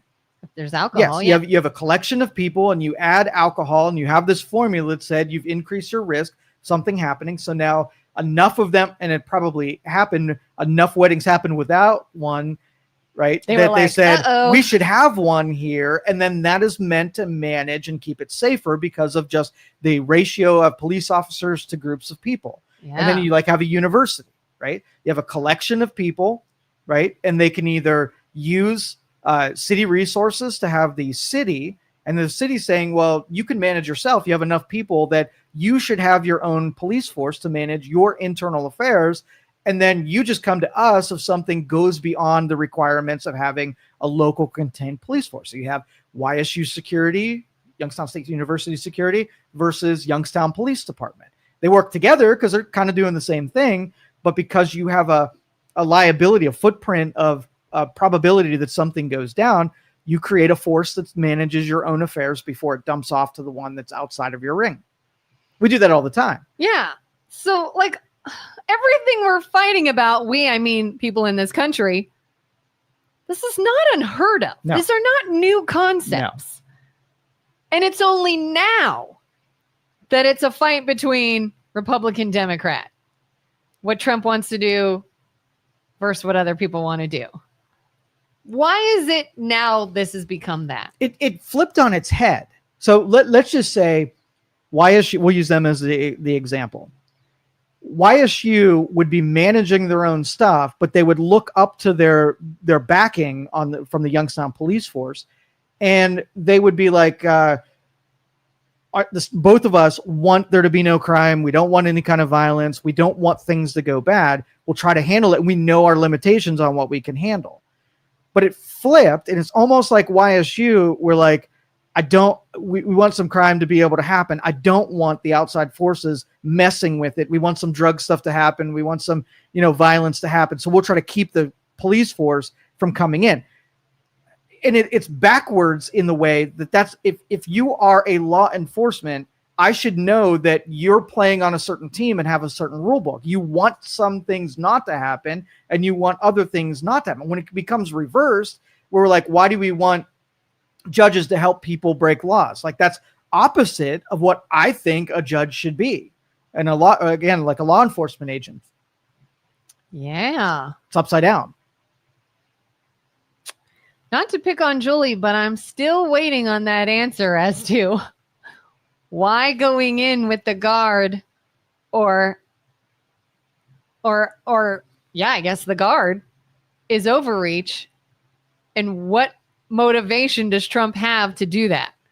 Wouldn't Trump, if he were truly like, I don't like this, they're Democratic cities, I don't like their governor, wouldn't he then not send any help? Wouldn't he say, I hope you all destroy yourselves? And then I could say, look at this governor who did a terrible job. Look at his crime-ridden. We do that with Tim Walz. People want to say, oh, look, Tim Walz must be a terrible leader and he's terrible at what he does. And look at all the crime and look at all the unrest. Wouldn't that be more of an angle for Trump to take than, I don't like you, let me go help clean up your streets and solve your crime area? So we can do an experiment here, right? Mm-hmm. Trump can say, all right, here's what I'm going to do. It's going to be the greatest thing we've ever done. It's really smart. All right. I'm so proud that I thought of it. We're going to go down to Texas, and there's an ICE detention facility there. And we're going to send the National Guard. They haven't invited us. There's no riots. There's nobody outside. Nobody. What? It's the worst Trump impression. It doesn't matter. Go with it. Add your own creativity on top of my own. But anyway, they send them there, right? To show then that sending the National Guard troops are not seeds for protests. So you can prove that fact, that the Guard does not create the protests. And secondly, that when there is a federal building or agents that need protected, that we're willing to send National Guard troops to a red state as well. It's a 2-for-1 special. And then you could be like, all right, it's evidence. All right, so what we're gonna do, we're gonna take it, we're gonna send them everywhere, all over the population. It's a big population. It's quite a great population, I might add, since I've been here. It's unbelievable. Nobody's ever done it before. Yeah, not since that terrible administration was in office, because they're gone. They did Biden things wouldn't bad, have done very, it. very He wouldn't bad. have done this. He wouldn't have done this. He would have just let lawlessness and people just running the streets just with no law all the time. And now I've forgotten what we were even talking about because of that terrible administration. Acetaminophen, amino acids, and amino milkshakes.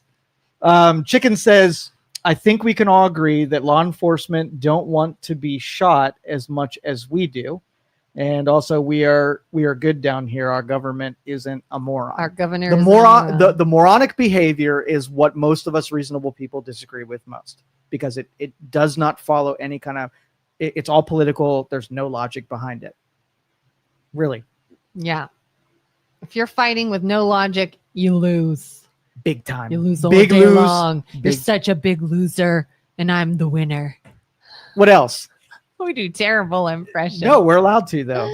We have the mics. What else? I think the MLO Bros just got booted off Facebook again. Really? Yeah. I think they did. Why does that keep happening to them? They're so controversial. I gotta admit, I don't know why. I do know why. I don't know why it's such a big deal. Like, I don't know why I try to watch here and there, and I will admit, I don't see all of every show. Maybe there is some context I have missed. I will admit that. But what I do see, I don't know why people get so mad at them. Unless you're the person they're talking about, obviously. Mm-hmm. Why else would people get so mad at them? All right. And if you're disgusted by bathroom humor, I could see that too. But somebody out there loves bathroom humor. I know. There's a whole bunch of 7th graders. But there's a lot of lessons in this. And I was in church one time, and I was pissed off because, not pissed off, but irritated that I sat there the whole time and I got like no good pearls of wisdom. Like this service wasn't even for me. Yeah. And like I was just sitting there going through it. They're talking about things that I could take no value in, right? Don't relate to it. And then at the very end, he said, the pastor at the time said, I want you to know it's very important that not every party is for you. There is sometimes that somebody is getting exactly the message that they've been waiting their whole life for. And if you're sitting in here and it was like talking to me directly. You're like, this part's for me. Those people could use some help. And now you're aware that those people exist and they're hungry for this and they can use your appreciation. And I was like, holy shit. Like, not only now I'm not annoyed, I'm ashamed that I wanted to be catered to, and the person telling me just what I wanted to hear. And, that says more about me than them. And now I feel bad. I'm like, I left just rocked mentally. You did. God shamed you. He did. Yeah. And so when, we talk a lot about hearing things that are in conflict of what you want to be served. Everybody wants to be VIP and catered directly to, but knowing that there are people in this world that are dumber than you, and I'm talking about the MLO Bros. So I have to add the contrast between what they talk about and what we talk about. Sorry, Luke. That came off a little harsher than I expected. I was like, did you just call them dumb? There are people that have different interests than you. They have different priorities that you do. And so when somebody is giving energy to something that you really don't care about, they don't owe you telling you what you want to hear. In fact, there's been more value by saying unpopular things that you didn't like as a conditioning to get used to hearing unpopular things and being able to manage and regulate yourself in accordance that now you're pissed off. Cool. How should you discipline yourself so that you express yourself where you don't now get in trouble and then blame me for making you irate? Because they don't owe you peace, right? Yeah. That conflict might be exactly what you freaking need. And that's why I blame liberals for ramping things up, because here's the deal. they think what they're feeling inside is very profound, and they don't like you because you don't see the value and profoundness in what they're saying. And now they're angry because you don't believe what they believe. So if they told you calmly and you didn't listen and you were now not under their control, then they would say it louder. Then they would megaphone you. Then they would have to keep ramping it up because they don't understand why you don't get it. They've just explained it to you. How dare you not believe them and not go along with it? So liberals like to control the actions of other people. When they don't control them, they ramp up their strategy until they finally get control of your decision making because they don't like that you're disagreeing with them. And that's what I like about the MLO bros is they don't give two shits whether or not you disagree with them. In fact, the more you disagree with them, the better the conversations are on the other side of it. Yeah, I wish people would even realize anything that creates controversy or a negative reaction has infinite more power than something that does not. Right. Like, that's our world. That's the internet. That's social media. That's podcasts. That's discussions. That's anything. That's marketing. Go take a marketing social media seminar and tell me rule number one is make everything a negative headline. Mm-hmm. It's not 5 healthy things you can do every day to live a long, happy life. It's 7 things that could kill you instantly. Watch out for these. Which one are you going to click on? It's daily. It's ingrained in our everyday lives. And then it's so interesting when people are like, oh, I hate those guys so much and they're this and they're that. I bet you watch them more than people who agree with them. Mm-hmm. That's just how we're wired. And this day and age we are in is just all over it and just serving it up constantly. Well, in the messaging, because that's the actual formulation. All right, you nailed it. And this is profound. So I'm going to look at all you idiots that don't realize how profound Kellen was being. The cost and I'm going to not use consequence. I'm just going to use cost. Okay. Mm-hmm. When you do something, when you make an act outside your own mind, right? Everything has a cost. And either you're going to be willing to pay the cost and make bounty on that cost, or you're going to feel a victim of that cost. All right. So if you buy a car and you have to put gas in it, you're either going to say, oh, that's a cost of owning a car. I got to put gas in it. If you go to a protest that's violent, you get hit with a brick. That was the cost of going to a violent protest. If you say something that's controversial on Facebook and you get kicked off, that is a cost of being controversial on Facebook. You can either then saying, okay, well, I don't want to pay the cost, so I'm not going to do the thing. And then you have peace in the fact that you don't have to pay that consequence. The only victims is when you follow the rules and you get caught up in the consequence that somebody else created. That's an unfairness. That's the anarchy that we're all suffering right now. You're paying consequences right now for something you didn't do, and that's not fair to you. But the liberals want to pull the consequences of other people, make them the victim, and roll their consequences into you without giving you a say in whether or not you pay that consequence. Yeah. And then you sort of get this mindset where you become numb. Like, there was a time probably where if someone on the internet called me a racist, I'd be like, what? No, I'm not. You're ridiculous. You didn't even listen to what I said. You took what I said completely out of context. I'm not a racist. I've never been. I blah, blah, blah. And now it's just like, that's it. Like, that's my reaction is, I'm not even going to address that comment. I'm not going to fight with you. You're clearly nuts. And if you didn't get called a racist, you're not even on the internet. Like, can you even say you're a podcaster if you weren't called a name? No. And now we've become numb to it. And on one hand, I want to say that's a good thing. I kind of like this new culture we're in, that we are not allowing those that want to amp up a situation with those harsh terms and names to get what they want. They've cried wolf too many times. You lost that power now. It's done. We've taken our power back to a certain extent with that. However, I also think that as we become more and more numb, I just saw someone the other day, he was saying, we're now dehumanizing each other. We're now not relating to each other. This guy I saw on a podcast gave an example of he was driving in his car the one day and he accidentally cut somebody off. He's like, I totally did it. I didn't mean to. I didn't see them, but I did. This driver honked their horn, flipped me the bird, yelled something. Well, we both then turned into the same gas station at the same time and went inside together. Mm-hmm. And he said, I went up to him and I said, hey, man, I totally cut you off back there. And I'm really sorry. I didn't mean to. That was a total accident. I apologize. And the guy goes, oh, I really appreciate that, man. No worries. Yeah. Are you good? I'm good. And they shook hands. And he says, because face to face, you're two totally different people than you are when you have that separation. Interesting, because this formula either creates courage or cowardice, right? Yeah. And so we'll use our example,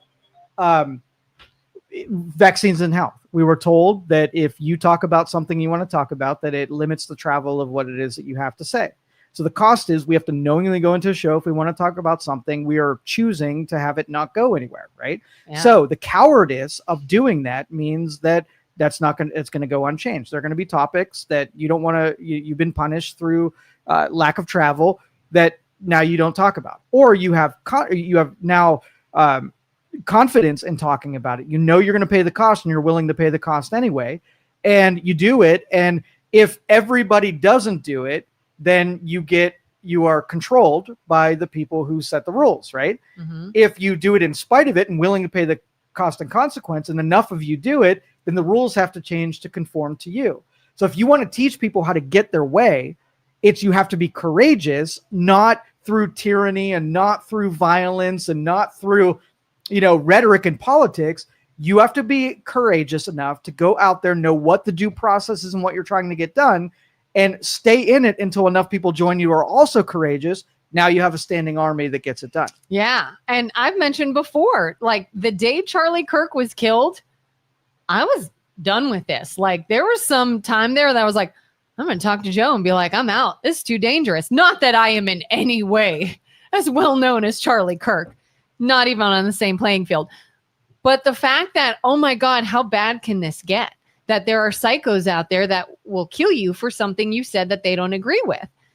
And then the more I thought about it, the more I'm like, well, that's exactly how freedom of speech gets trampled and how these difficult discussions end and people keep other people down. And, if something is wrong, we want this idea of you speak up. I have a right to a voice. I have a right to say what I think. I have a right to protest. I have a right to call something out that isn't right. And if you don't out of fear, that's what they want. Mm-hmm. We're going to control you. We're going to make you afraid to speak up. And then that way we have control. And I'm like, bullshit. I'm not doing that. Yeah. Well, we missed a couple of them here. They have entered that realm. It doesn't even seem very controversial. Also, think the ICE facilities you're mentioning is the one that is new called East Montana. It has a lot of code violations. Okay. Thank you, Chicken Conspiracy. I don't know about that one. Yeah. All right. Man, we went in politics too deep. Anything fun to talk about? Like anything? I mean, every time I say fun, you're like, that's not fun. That's stupid. Smart fun, not dumb fun. Anything? I mean, you're not going to think it's fun, but it is. As long as it's not ice cream flavors and chocolate. It's been in the headlines. Okay, fair enough. Taylor Swift's new album. Yeah. So The Life of a Showgirl is out. All these Swifties are losing their minds. Everyone's like, oh my God, this album is amazing and she's amazing and everything's great. And I'm here to say, while I do feel that Taylor Swift is a talented artist and probably a marketing genius, I think all of her songs sound the same. I think they all sound the same. I don't think any of them are like wildly innovative, new, genius. Somebody was like, oh, the lyricism. Her lyrics are so in-depth. Really? Have you listened to any Taylor Swift lately? No. I wonder if BJ has. BJ might know what I'm talking about. BJ's stock value will go down if he says he's listened to any Taylor Swift. I'm sorry. But I feel like you kind of can't get away from it. I mean, it is everywhere. She's great at her business. She's great. I mean, breaks records all the time, obviously making money, selling out tours, caters to this audience. Like, she does it amazing. I don't fault her. And I'm not saying she's not a bad singer by any means. She's not a terrible songwriter. I just don't get it. I would love a Swiftie if you're on here. Explain to me the appeal that is Taylor Swift. What does she do different that other artists don't Remember, do? you're in church right now and knowing that those songs are just not for you. And there are people that are loving it and are so glad it was released and love the drama with her and Travis and the whole thing. It's just concocted directly for them.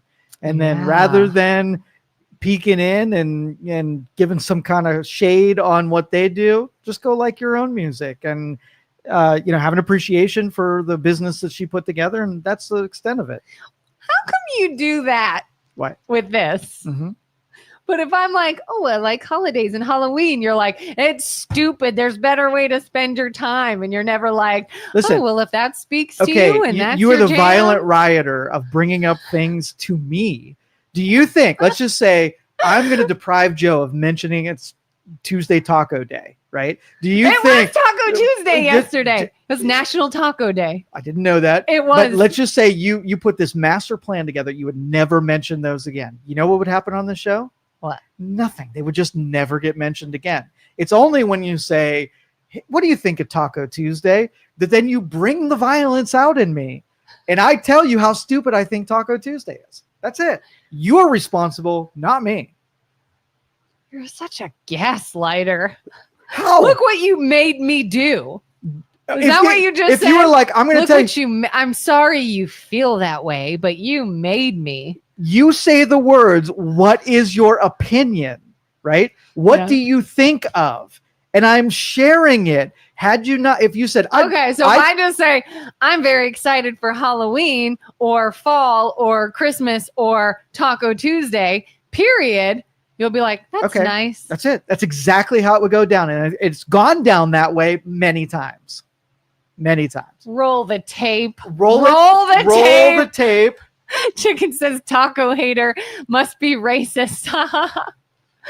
You must be. What, do you got something against other cultures? Oh, I got a question for you. Yeah. Okay, so we all know historically, like we're both old enough now that we've lived in different eras of acceptability of things that you could say before and do before you can no longer say. So there was this teacher that was on recording singing happy birthday to a kid. Oh, I know what you're talking about, but go on. There's a second verse to the birthday song that we all sang. As kids. As kids, it was just part of the song. Yeah. Right? And it goes, happy birthday to you. You look like a monkey and you smell like one too.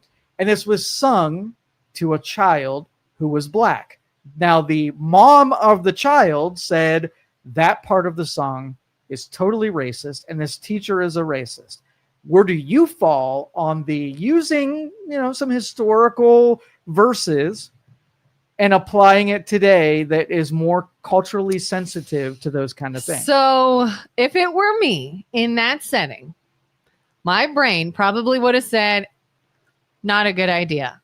Stick with happy birthday and move on. Okay. In that setting, because of today. But me, any other time and any other setting also feels that intent behind things matter. Okay. The intention was not to insult the child. The intention was not to imply anything that is in any way surrounding racism. It's a dumb song. We have it since childhood because it was meant to be silly. It in no way implies anything. It's just a song. And I think that mother was really reaching. I think that was a far, far reach to cry racism. That's what I think. So if that teacher last week sang that same song to Betty Sue, who is a little white girl, then calling them a monkey and that they smell like a monkey, what was the charge there? Like, what was the teacher trying to say? So that would be a point and data point, whether or not that verse is sung for all people, or if she specifically said, then you can say that this song was specifically meant as an insult or, something said because of somebody's race. But the words do not automatically mean something. Okay. Yeah. So if I was like, there was a sign on the road and it was a residential sign and they don't want trucks to use their Jake brake, right? Or their engine retard. If they don't want the engine retard to be used, they would put no retard, right? Yeah. Now, the intent of that is to tell truck drivers not to use their engine retardant to slow their truck down on this road. Mm-hmm. Now, but it says retard on a sign. All right. Should I assume that whoever put that sign up was making an insult as a mother's driving down the road and she has a disabled special needs child in the back, that sign is an insult to her driving down that road? Or should we be smart enough to be able to divvy up and find out which ones were insults and which ones were language that had nothing to do with just it? The word. It is the word used. The insult came after. Kids took a word that was in existence and made it an insult. I can say Jesus Christ and be talking about a historical person who lived named Jesus Christ. Are you able to figure out which someone is doing? Like, do you get a license because if I say a word that even no matter what the context is, it's now a charge against you of some kind of crime? This lady's trying to get the other lady to lose her job, which means the school board can say that was really dumb. Don't sing that song again. Cool. I can do that. You've been given that. But there's going to be a level that you have to get beyond that really knows that she meant it in a way that was insulting to her. She was trying to be offensive. Exactly. Or was just, I didn't even think of it that way. It's a silly song that we've all sang from Should we ruin lives over our sensitivity for someone using a word no matter the context? That's what is problematic. That's a real slippery slope. Isn't there a dark history around the song Ring Around the Rosie? Most of our nursery rhymes and kids songs have some dark weaves in there. It's like, if you go back to its origin, it's dark or offensive or creepy or whatever. How many kids sing Ring Around the Rosie and there's when no I was intent? Single digit kid, I'm singing songs from Greece, right? I didn't know what they meant. I was singing the freaking song and I got older. I was like, holy shit, my mom let me get away with singing those freaking lyrics. Yeah. The innocents are that, you have to determine whether or not you sang it because it's a traditional thing to sing, or you were targeting someone and going after them because of their race. Yeah. When I was a kid, so my mom has always worked with developmentally delayed adults. And when I was growing up, we were not allowed to say the word retarded. Yes.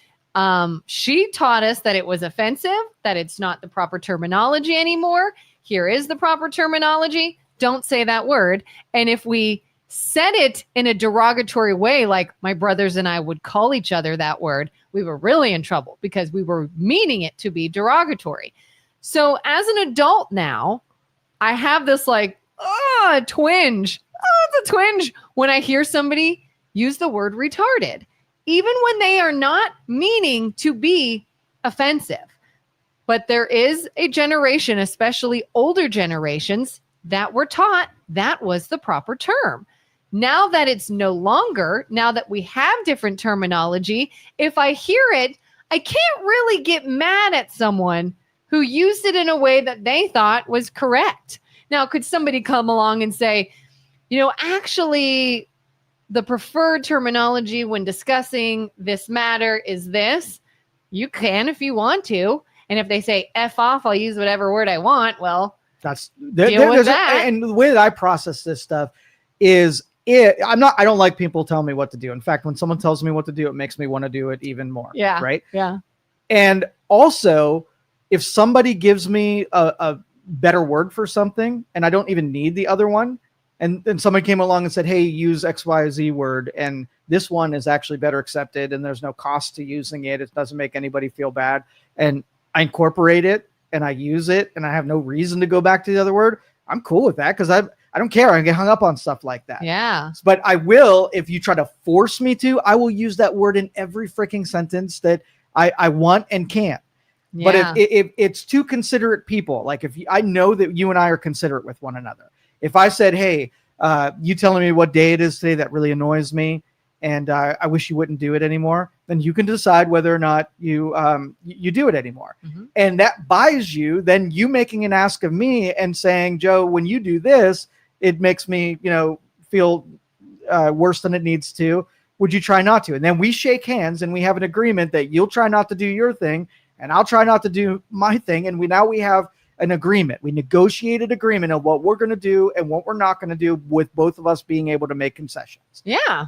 An authority is that I'm going to tell you what to do. You're going to tell me you're not going to tell me anything to do. And I'm going to rule over you as a power and control over your actions and your thoughts. That's the difference. Persuasion versus coercion. And I will not be coerced. Yeah. I used to work for a family years ago when I first moved down south. They owned this salon where I worked, and they were British and they were from the UK, and they had a lot of different words than we have here. And they would say something that used a word that sounds very offensive. And I'd be like, what? And they would repeat it and show me what they were talking about. I was like, oh, okay. You should know that word means something different here. And they would say, what? What is it? And I would explain it and say, oh, no, that's not what it means here. And it was like, just letting you know, you might get some looks if you say that in public. And it wasn't like, oh my God, don't say that, or you're a terrible person. Because I know what they're talking about. They're not being offensive. They're not calling someone a hurtful name. They're talking about this item, and that is their word for it. I simply said, you don't know this, but here, that word means this. So if you get any weird looks, that's why. Yeah. Change it if you want. Don't if you don't. It's still your intention that is behind proper it. To have consideration for other people. And as long as you're negotiating with people who are equally willing to be considerate back at you, if you're with them, somebody walks in here and they say, hey, my preferred pronouns are shim or z or whatever it is. Mm-hmm. And, I appreciate it if you refer to me, right? Mm-hmm. That's a request. And I can say yes or no. And then I could say, hey, by the way, when you walk in here and you're wearing stripper clothes, that I don't really like that. Can you wear something different when you come down here? Now it's two people, had consideration. Yeah. I said it. You can say yes or no. You can say it. I can say yes or no. And you don't wear the stripper clothes and I use your Zim pronoun. We're both happy. But it's, like I said, only when one side feels like they have superiority, they have the moral superiority where they can make you do things, is where you get. My biggest objection with liberals is wanting to control people and make you do things. And that is exactly the ingredients that you get to the fascism and authoritarianism that you say in words that you disagree with, but at the same time, building the stew that creates authoritarianism and fascism. I was in a situation last night. I'd love to know how you would have handled it. Yeah. Oh, it would be badly. It would be badly. Maybe not. I was at a Mexican restaurant last night because it was National Taco Day and it was Taco Tuesday. And so we went out to eat. And we go to this place all the time. And like, we've even gotten like friendly with the servers and everything. Well, they have TVs all around and they had a horror movie playing on the TVs. And I was with my kids and part of me is like, oh, I'd love for that not to be on this giant screen right here. So I didn't say anything. Maybe it won't be bad. And then very gory scene. And I'm just like, guys, stop. Don't look. And everything in me was like, should I say, I'm so sorry. Would you mind changing the channel until we leave? And I didn't. And I didn't say anything. And I just kept making my kids stop looking at the TVs because I didn't want to be like a Karen or that person that's like, well, why'd you bring your kids out then? We want to have a horror movie on our TV screen. What would you have done? Would you have said, would you mind maybe turning the channel? You do have like a violent horror film on and I'm here with my children in a family establishment. Or would you be like, don't say anything. You chose to come there.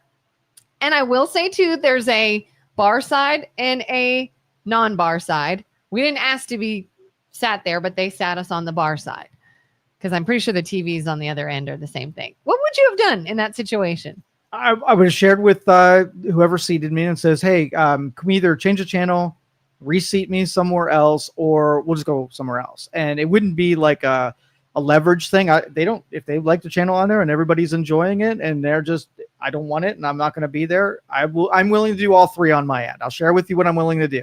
You change it, I'm happy. You reseat me, I'm happy. I leave, I'm happy. End of story. Yeah. Yeah. You know, sort of like, hey, any other time, don't mind the scary movie, but have my young kids here. Don't really want them watching that. I would share enough information. I wouldn't defend it. I wouldn't, be vulnerable in that moment. I would just tell them 3 things, choose one of them. It's up to you. I'm cool either way. Yeah. I have no spine. I just made us all eat with our heads down. Don't look. All right. We're going to wrap up here today. What is today? Wednesday? Yeah. Wednesday. All right. Enjoy the rest of your day, everyone. We'll catch you here tomorrow. See you tomorrow. Thank you for listening to this show on Youngstown Studio. This is original Youngstown content. Feel free to share our videos and tell your friends about us. Don't forget to subscribe to our YouTube